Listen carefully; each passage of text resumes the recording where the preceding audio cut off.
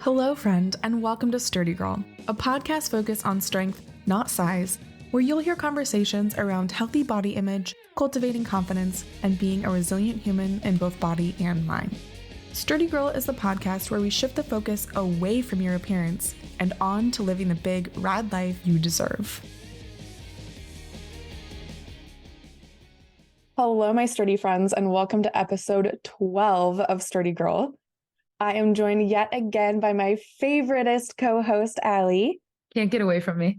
I can't even say that. Megan is an amazing co-host too. She's also my favorite. I shouldn't pick favorites. That was a bad idea. I love you, Megan. I know you listen. So today we are going to be talking about self-love, leading with the question, do you have to love yourself? I mean, you don't have to. No. But you have the opportunity to. You can honestly do whatever you want. You don't have to love yourself. Free choice, baby.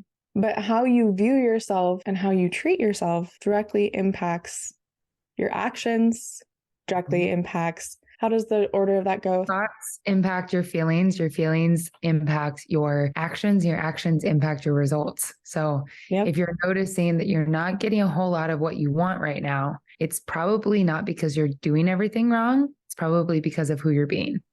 Yeah. And that comes down to how you think about yourself, how you view yourself. Right.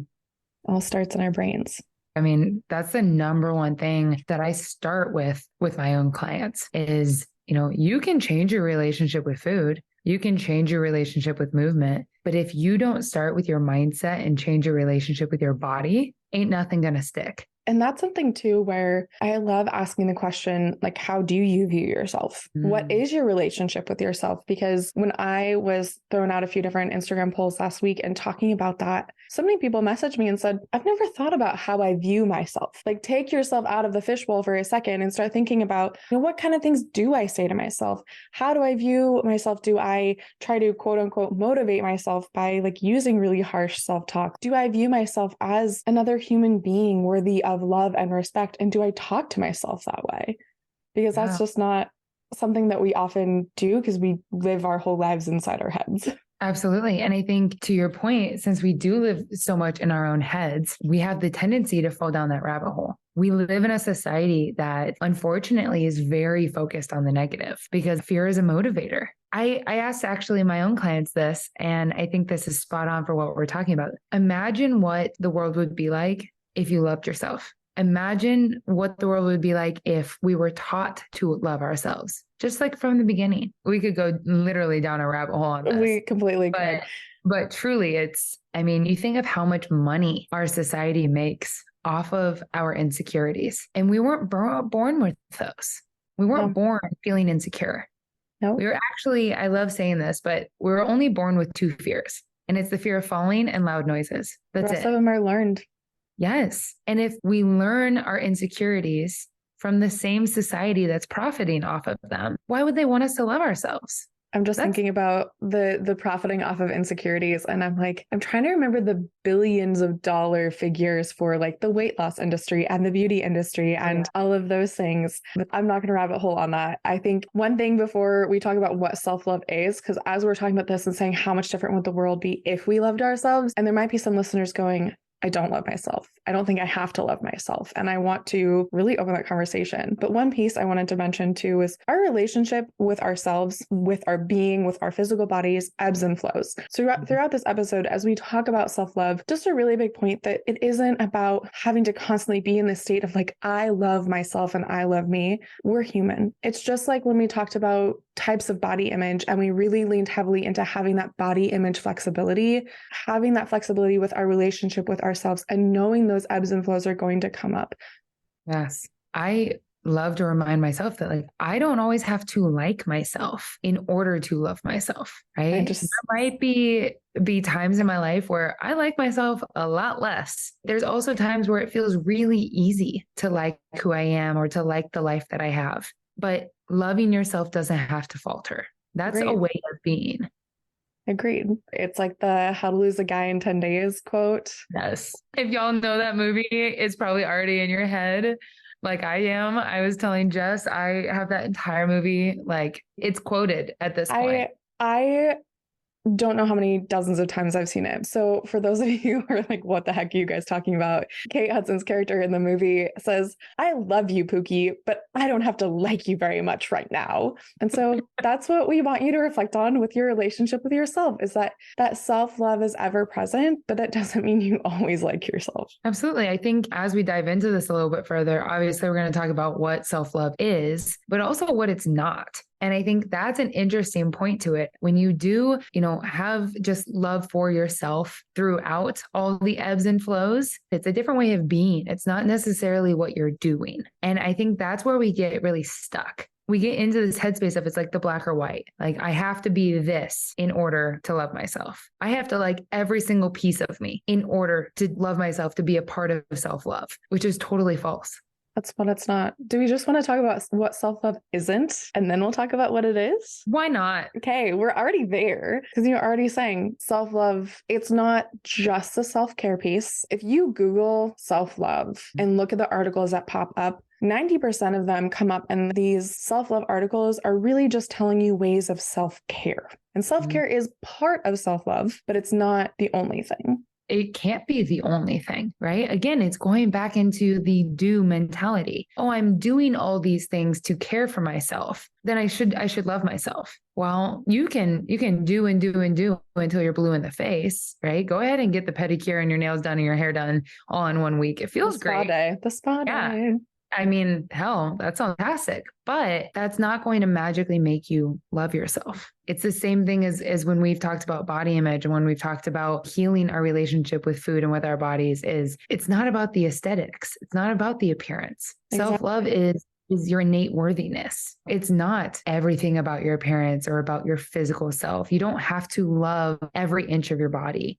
Right. There are days I wake up and look in the mirror and I definitely don't like certain parts of me, but that's okay. Love myself. Right. Yeah. I like just this reiteration of not having to love everything about your physical appearance, because so much of how body positivity is kind of this pink washed thing that's blown up on social media about loving everything about yourself all the time. And that's what body positivity is. And we're sturdy girls coming in and saying it's about body image flexibility. So making that just a really important point, that self-love isn't what's portrayed on social media.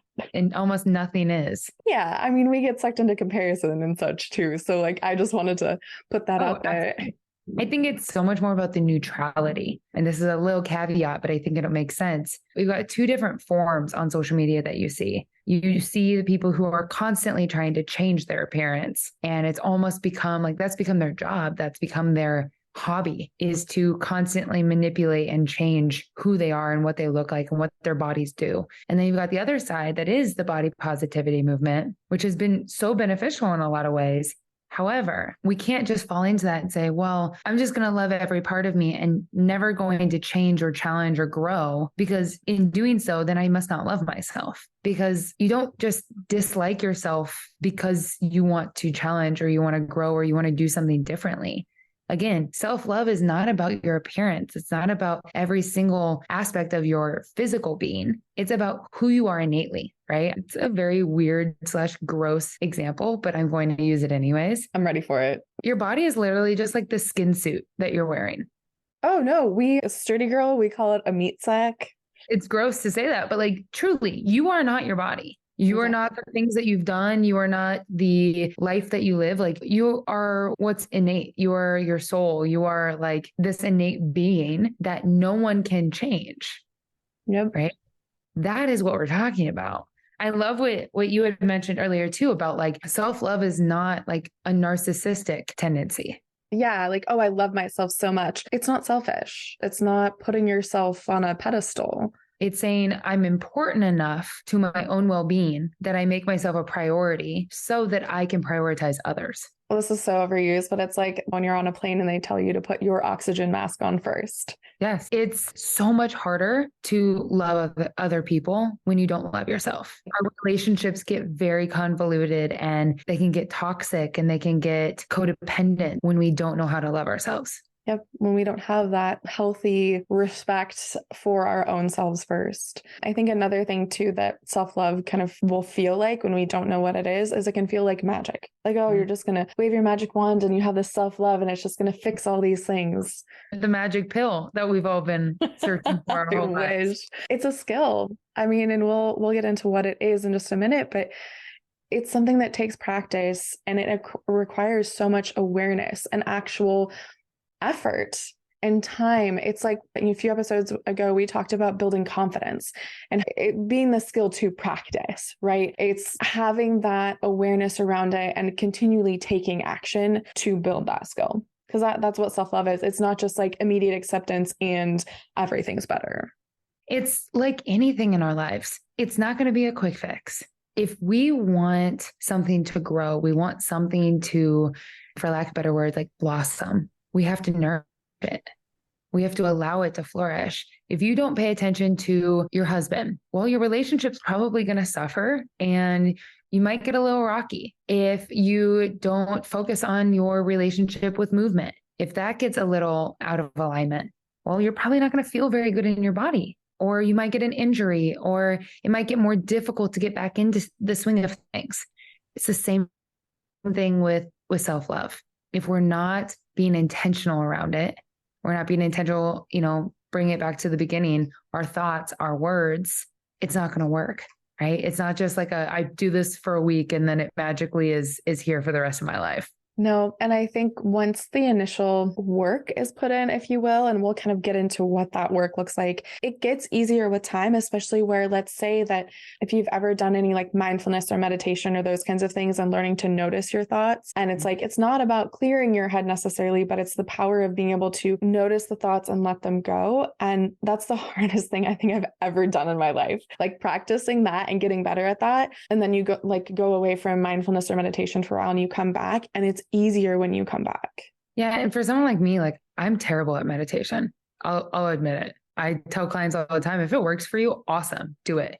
It's so good for you. I suck at it. I am not capable. And I won't say that. I'm not capable. I don't have the desire to be capable of sitting. Yeah. However, with like this practice of self-love, and I think this is a great segue to get into like what it actually is. It's a practice within yourself. And that might look different for everybody. For you, that might be meditation. It might be practicing what the thought patterns are, taking a step back and actually coming from a more realistic standpoint of like, okay, what am I actually feeling here, right? What's triggering me? For me, it's setting up these practices that allow me to stay neutral. So things like a devotional in the morning, me writing out my thoughts, my emotions. It helps me to get them on paper, right? To take the action of putting the emotion away from me and going, okay, how do I actually feel about myself in this instant and why? Yep. That's a big piece for me of that self-love and checking in on myself is the journaling piece of like, I'm taking out and looking at this emotion and saying, where did this come from? And why do I feel this way? Okay. Let me actually take it out, look at it, write about it. Oh, okay. Now I better understand like why I've been feeling what I'm feeling and better process it to work on the relationship. But that's probably getting ahead of ourselves a little bit. We've already kind of gone that way, but talking about what self-love is, because we've covered what it's not. It's not living everything about yourself, your being, your physical appearance. It's not narcissism. It's not magic. And it's not just self-care. So what is it? What is self-love?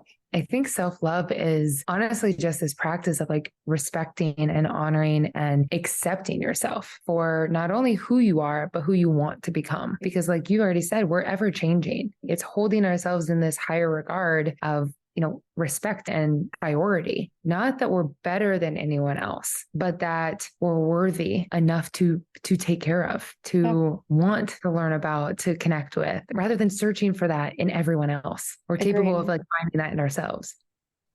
And that's something too that we are all worthy of love and respect from ourselves. And I think that that's something that gets lost when we talk about that. When we talk about our innate worthiness is people tend to look outwards, but it's respecting ourselves. Because a lot of times if we pay attention to that self-talk, we get pretty disrespectful towards ourselves. So that self-love piece is knowing that you're worthy of your own love and respect, nurturing that growth and being a work in progress. You mentioned earlier the two different camps of like constantly changing yourself and then saying, I love me and accept me as I am, therefore therefore I won't change. I can't change because if I Mm. were to try to change, I wouldn't love myself as much. And that's not the case. And it's so much more of, like you were saying, just the practice of being compassionate. Because if this work is new to you, like it is to so many men and women, but I like to speak from the female's perspective of saying like self-love does not come easily to us. This is not oh, I can just pick this up really quickly and it makes sense. We have a lot of like battles to face with it. We might even understand what self-love is, but we're scared of it, right? Yeah. We're fearful of whether we're able to obtain it or whether it even exists in the first place, right? And I thought something you said was interesting of like how self-love can be like this healthy dose of self-criticism of like reality. Yeah, it's that reality check sometimes that we need because self-love isn't all fluffy. I just keep thinking of it as like a fluffy thing. In my mind, self-love initially was like fluffy and pink and soft. Because that's like that's the advertising, the marketing buzzword. Totally is. Yeah. Look at Valentine's Day, right? You hear so many things about self-love around Valentine's Day. You know, if you don't have a partner, you can love yourself. Well, yeah, that's true, but it's not a holiday. It's any day of the entire year. Every single day. Yeah. So that healthy criticism piece is keeping yourself in check and understanding that having a good relationship with yourself isn't just acceptance of everything. There is self-acceptance, but it's also checking yourself on decisions that you make, ways that you talk to yourself and to other people, actions that you take. And looking at that, you talked about alignment earlier. I feel like for some people who listen, alignment can feel a little bit woo, and it's not. I mean, that's something that I was just having a conversation with a client over the weekend. She found competing for her first powerlifting meet. And we were talking about being a little bit woo, and we were trying to decide where you draw the line with woo. And I'm like, we talked about alignment. We talked about these different things. And alignment just means like, does this feel right to me? It's making sure that you're not on some level of cognitive dissonance of like, I have these values, but I'm not acting in accordance with them. So this healthy criticism comes into play of like keeping yourself in check and being able to say like, ooh, yeah, that wasn't your best work. And to your point, it also means like, are you in alignment with your own values, your own goals, not someone else's? Yep. I think the comparison factor too falls into play because so often we think, well, I can't love myself because I'm not blank. I'm not her. I don't look this way, or I don't have these things. Or once I fix this. Yep. That's what I was going to say is like, I'll love myself. I'll love myself when. It's kind of the big piece of I will wear my bikini when I lose X number of pounds. I will do this activity when I feel better in my body. You have to do the thing. It's the waiting until piece. And self-love is directly correlated to our self-esteem, directly correlated to our confidence. I've said this to you a few times. Confidence cannot be bought, borrowed, or stolen, right? We can't take it from someone. We can't learn it. Confidence is innate. It is when you are your authentic self. I would contest that it is a skill. I think it can be learned. Yeah. You can learn aspects of it, right? But without loving yourself, without knowing like your worthiness on some degree, right? You can't outlearn insecurity. You can't outlearn like working through our self-esteem. We have to have a certain level of innate worthiness or authenticity to be able to then practice. Exactly. You can fake ass confidence all day long and hate yourself. Yeah. But for real, true confidence, it has to come from a place of having a good relationship with yourself. And that's something that I want to say like 27 times in this episode is that when we talk about self-love, what it comes down to is having a healthy relationship with yourself. If you don't want to call it self-love, talk about it in terms of a relationship with yourself, because this is something that self-love shows up in your daily actions. It shows up in the way you talk to yourself, the way you treat and interact with yourself and with others. We all have the person, and I want you to just like think about this. We all have a person in our life that just feels like light. People are just gravitate towards them. Like you get energy from being around them. You feel warm and loved and connected, and you don't really know why. They're not doing anything special. They're not being elaborate in some way, but it usually is because innately they know their worthiness and they love who they are, and it allows them to love others better. it shows up in who they are, shows up in their actions, in the way that they talk, the way that they treat other people, the way that they interact. That's all self-love. We might not be able to pinpoint it, but it's the way we make other people feel because of how we feel about ourselves. It's one of those, it's someone's energy and the vibe that they give off, which is also that little bit woo category. But I will tell you, it's such an important thing because listeners, right now, you can't tell me that you can walk into a room and immediately ascertain which person is the grumpy old curmudgeon and which person is going to make you smile. You can get a sense of someone's energy very quickly. And that's not, I'm not trying to delve into the woo level of that. But Allie, if I walked into a room with you, I would gravitate towards you immediately because you smile, because of your vibe, right? Like I know that before even talking to you. Guys, we were supposed to record a podcast episode together. We had maybe talked a few times in the DMs, and I think we talked for like 45 minutes to an hour before we even started recording. And it was like, wait, are we best friends? Did we know each other before this? Or we just totally connected and then had to cut our actual podcast recording short because I went for some self-care and got a manicure. Because you needed it. Yes. I was just going to say, I think we really have covered kind of what self-love is. One point I just want to bring up, because this is something that we talk about in almost every single episode of Studio Girl, and that is that your relationship with yourself is the longest and most intimate of any relationship you'll ever have. How would you describe your relationship with yourself right now? Is it loving and kind and patient? Is it verbally abusive? Is it unconditional? Think about relationships with like your partner, or think about a relationship with someone who's your best friend. They're going to do things that annoy you. They're going to do things that drive you absolutely insane. They're going to say shit that upsets you, but you still love them. You still accept them. You still appreciate them. Having that kind of relationship with yourself is what we're talking about here. It is unconditional love, but it is also that reality check of like, if your best friend is going through something and you wanted to sit down and be lovingly encouraging, you're not going to call them a dumbass and tell them to get up out of their chair. Or maybe you do. It depends on your relationship with their friend. I don't know. Sometimes I need that. But just saying, like, there's so much to this that's not just love yourself. The end. It's so much more about feedback. And I say this a lot, but feedback over failure. Just because you don't maybe love yourself right now, or you don't quite understand how to, doesn't mean you're failing or that you're never going to be able to. It means it's feedback. It's understanding, why do I feel this way? Am I talking shit on myself daily? Well, how is that maybe making me think and feel? And what are my actions and results because of that? How do we show ourselves more love, even when we're used to, constant hate? Sometimes it's just bringing awareness to those maybe negative thoughts, so that while you're working on self-love, and sometimes going from whatever your relationship is now to all the way to self-love can feel like two sides of a canyon.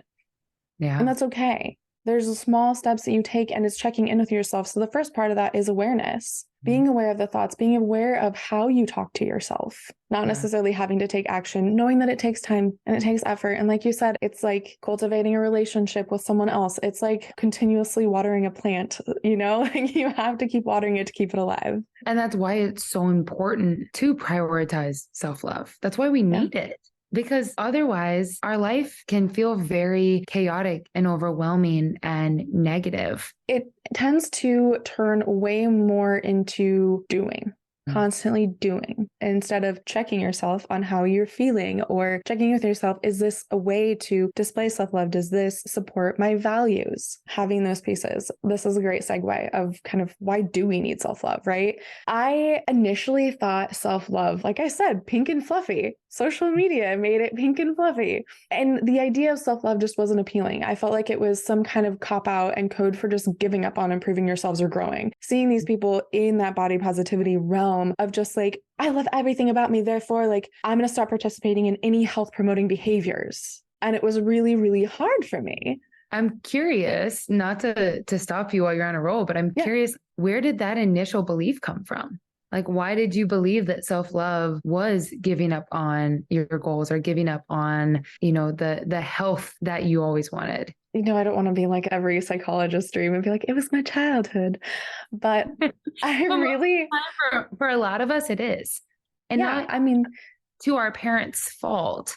No. Right? They broke a lot of generational curses, but there were still some that trickled through. For sure. And I mean, for me, I grew up in a home that really didn't show a lot of self-love or a lot of the importance of self-love. It was a lot about doing. It was a lot about goal setting and executing on goals. It was on how things appeared. That was a big focus. And maybe some of the listeners here didn't grow up in a home that promoted that self-love. And that could be the beginning of it, where maybe there wasn't much thought given to that relationship piece at all. Because it's hard to understand the importance of something if it's never modeled for us. And then if our first examples of it end up being on media. And I think what's interesting is I almost had kind of like the opposite experience, where I grew up in a family that while we struggled with confidence, we struggled with our relationship with our bodies, I was always taught to love who I was and how special I was and how much I needed to value myself. But what you said earlier about it feeling narcissistic, it feeling like, oh, well, you need to be humble. That if I loved myself, then it meant that I was better than others. And I needed to not share that. And so it felt confusing of, okay, do I love myself? Should I value who I am and what I have? Or should I make myself smaller because it's more digestible for other people? Interesting, though, that we could come from two different upbringings and then still have that self-love piece be something to work on. Absolutely. I think it's something that everyone can always work on. Agreed. You know, there's so many benefits to it. When you love yourself, to be totally honest, at least from my experience, you think a whole lot less. Mm-hmm. I'm so damn worried about every single person's judgment or expectation of you or what you should or shouldn't do. You just don't think so much. It's a lot of being able to reflect on like, what is the best decision to support my relationship with myself and support myself? I mean, self-love is something that, without nerding out too hard on research, it improves your resilience and it lowers your stress response to challenges. Because you innately think, well, I'm going to be capable of this. And if I'm not, we're just going to keep trying, because those negative feelings, those self-critical thoughts, those compound during stress. And if we have a level of confidence built, if we have a level of self-love, it helps us to feel more equipped to tackle challenges. Yeah, and I think not only tackle them, but even if we can't do them or we hit a rock in a hard place, living from this place of empathy and from understanding and being able to say like, okay, maybe not right now, but maybe in the future, right? Taking it again as feedback and being able to extend that to others as well. I think something that's interesting, especially with the timing of this recording, is with the holidays coming up. I was talking with a client this morning about setting healthy boundaries around family members and how if we can understand why people do what they do, and we can come from a place of empathy and compassion, because it doesn't impact who we are. Who they are and who we are two different entities. But if we can come from this place of empathy and be like, okay, why? Why do they do these things? What is their intention? We're not only able to love ourselves a little bit more, we're able to love other people more. I like that a lot. The last little piece I want to touch on of just kind of the why we need self-love, and it partially ties into what we've been talking about already, is self-efficacy. Mm-hmm. And this is something that also ties into self-compassion. And we haven't really touched too much on self-compassion, but self-compassion is wrapped up so much in self-love. And so self-efficacy, I could do a whole episode on this. It is essentially 4 parts, and that's seeing other people succeed, having your own mastery experiences, being affirmed by others, and feeling good about ourselves and our capabilities. Confidence kind of on that last one, right? But that self-efficacy piece, when we learn to cultivate self-love, we feel good about ourselves. We're building self-trust and we're more open to new experiences and opportunities. This equals more rad things equals living your biggest, raddest life, which is what Sturdy Girl's all about. I think it's interesting for people that maybe don't know what self-efficacy is, because that might be something that people have never really either heard or they don't quite understand, like, okay, what is the purpose here? But it brings me back to kind of the quote that we have probably all seen, is that like there's a different type of confidence. There's a different type of light to someone when you're not looking for validation from others and you're actually validated by yourself. That is really what that means to me, is being able to live, like you said, your raddest, baddest, biggest life. I like to say like your most main character lifestyle, because you're not looking for that external validation anymore. You're not looking for the acceptance or for the guidance of other people's timelines. You're truly getting it from yourself.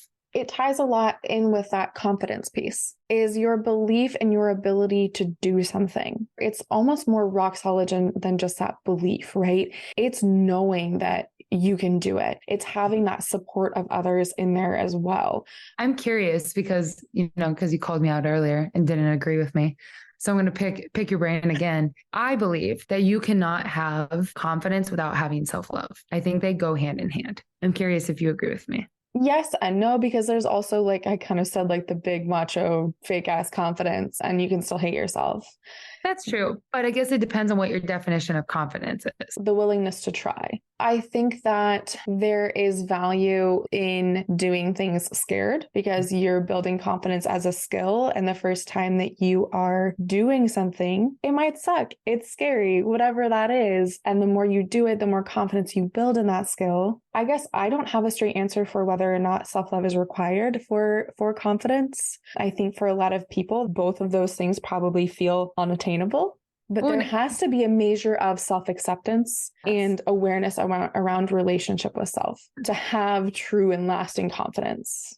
Absolutely. And I think to your point, when you say like, well, there's a lot of like bullshit confidence, right? It's a lot of facades. I tell clients this, that confidence is not just being like the loudest, most outgoing, bubbly person in the room. Nope. Confidence is just innately knowing yourself. You might be shy and quiet, but you are confident in knowing like, this is who I am. I don't need to be different. I don't need to be the loudest person or try to make friends with every person here when that's not my thing. Okay, we've talked about what it's not, what it is, why it's important.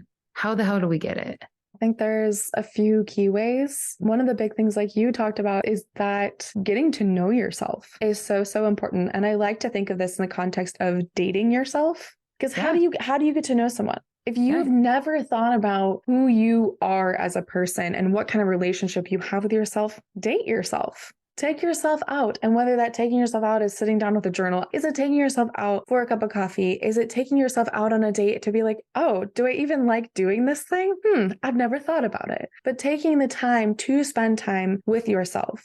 Maybe asking the questions that you would typically ask of a partner. Can you answer those things? Are you actually interested in yourself? Or are there things where you're like, wow, I may be a little boring and pretty negative. I might want to upgrade a little bit here.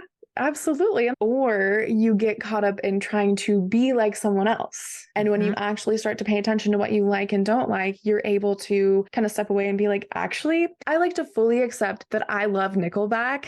And I accept that as as part of my identity. I love that this has now become this is a vulnerability hour. Actually, I have no qualms. I listen to all the things. You can take it back now. And you are Nickelback diehard. I love that for you. It does not usually appear in my Spotify Wrapped, though. Fall Out Boy is always my number one. Okay. Mine doesn't make any sense either. I've got a lot of country and I've got Tech Nine. So that's my version of Nickelback. But to your point is that when we say date yourself, we mean like it's really easy to want to match someone else, whether it's for their love, their affection, their acceptance. We start to do things that other people like to do, or to honestly just not be a burden, right? We are so used to not putting ourselves first and to not prioritizing ourselves that we just go with whatever somebody else wants or likes. And then we get to this point where we don't even know what we like in the first place. So date yourself. Another big one, and I talk about this all the time, and you know this, is affirmations. Again, they sound very woo-woo. I get it. You maybe are not going to start out with standing in the mirror butt-ass naked and telling yourself how gorgeous you are. That might not happen today, and that's okay. But affirmations can be more about who you are than, again, what your physical appearance is. It can be as simple as, I am deserving of loving myself. It can be simple as, I love myself. I like what I like, and I don't like what I don't like. Being very neutral about the statement. I like that. I think there's two parts to affirmations, and I went kind of round and round and round on this because there is a lot of benefit that can come from affirmations. I mean, for our relationship with ourselves and our outlook on life, there can be so many benefits, but there's also a piece of the affirmations where they look at like negative effects because of cognitive dissonance. Like I look in the mirror and I tell myself I'm gorgeous, but I actually don't believe it. So I'm lying to myself. these studies looked and said that they actually led to less action taken because it activates the reward part of our brain when we're telling ourselves these things. So like reading a self-help book and then taking no action. Affirmations can kind of almost aid in a fixed mindset of like, well, I've told myself these things. My point here is not to just be like pooing on affirmations. But to your point, it's the follow through. It's the follow through. It's the actions. Authenticity. Yeah. Because you can't talk about manifesting like your best life and then just sit around and wait for it to happen. Like these affirmations are a piece of like, maybe it's finding the things that you can actually kind of believe. And you start there. And then it is those things that you want to believe are true and you're working towards, but it's taking action. It's working towards them.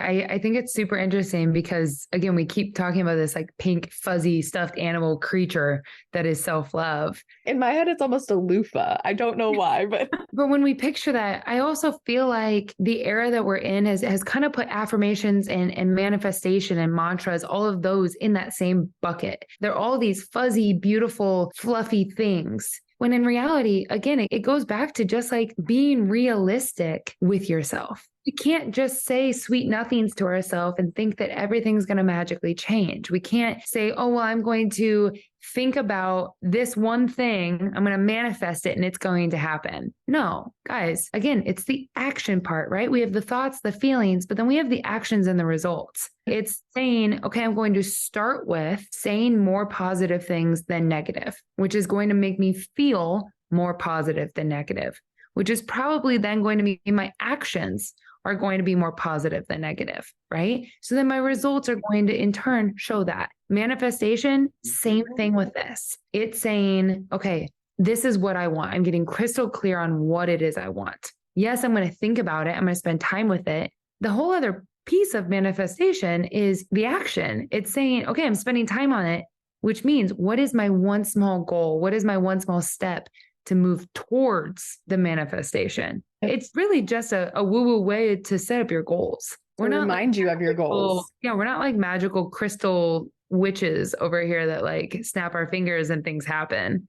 I wish that we could just make it be magic. That'd be awesome. Let me know when you figure that out. I will keep you posted. I love that. Okay. I'm trying to think if I even want to belabor this because it's more just finding the place of choosing phrases that we want to believe or are working towards believing. It's kind of like we talked about taking a look at your relationship with yourself and then looking at self-love and feeling like you're looking across a canyon. You don't want to choose affirmations that make you feel like you're looking across a canyon. Maybe it looks like the next road sign that you're walking towards, finding things in that realm. Yes, I love that. It's the things that inspire you, the things that again, make you feel authentic. Because if you're spouting a bunch of bullshit, whether it's positive or negative, your brain's probably not going to do much with it. Yeah. Right. Because it knows. Your brain is smart. It knows. You can't bullshit a bullshitter. Your brain's already there with you, girl. Like, right. Knows you well. Right. And so deep diving into, again, self-love, how to cultivate, how to step into it more is really setting those boundaries with yourself. It's prioritizing the self-care and it's holding yourself accountable to those boundaries and to those actions that you have created. You just hit on all those main pieces. I think one last one, and we kind of mentioned this, right? Of just one way to cultivate self-love is how you would speak to a friend. This ties into conversations we've had in other podcast episodes of self-compassion. And this is a big piece of self-compassion. If a friend was struggling with accepting their body, their imperfections, their appearance, something, how are you going to speak to them? Because we certainly, if we start gaining that awareness around the way we speak to ourselves, it's usually not how we would speak to our friends. And so part of this self-love piece is gently calling ourselves out. Maybe we have to aggressively call ourselves out. It depends on our relationship with ourselves. So we can develop that awareness around the self-talk to kind of reframe and maybe redirect and say, like, can I challenge this thought right now? Do I need to just let it come up and let it go? Because we want to create this relationship with ourselves where we do talk to ourselves like we would talk to a dear friend. Basically everything we talked about on this episode, it all comes back to we are mental and emotional human beings first. We just are. We can't do and fix our way out and through everything. What is the number one thing that fixes the most problems and makes us feel the best is understanding something and talking through it. It's the same thing we have to do with ourselves. Mic drop. Yes, exactly. And I think we pretty well covered how to cultivate self-love. I think one piece too, where we were kind of shitting on that self-care piece, but talking about prioritizing taking care of yourself.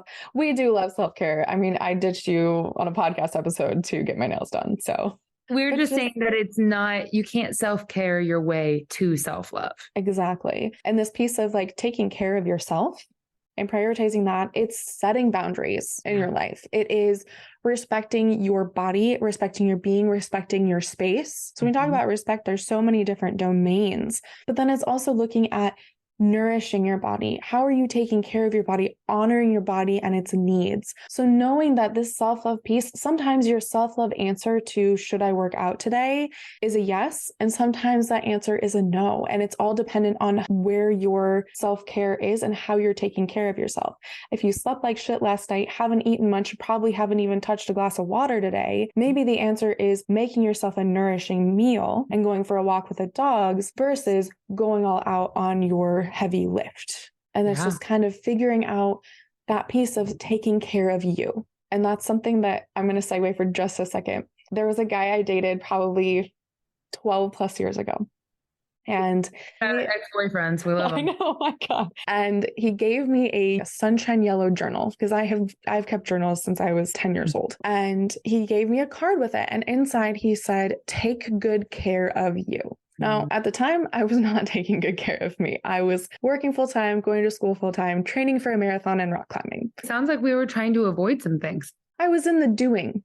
Remember, I told you we didn't grow up with the self-love. It was the doing, out to prove things and prove myself and my self-worth. So this card said, take good care of you. And I remember reading this at first and being like, the hell does that mean?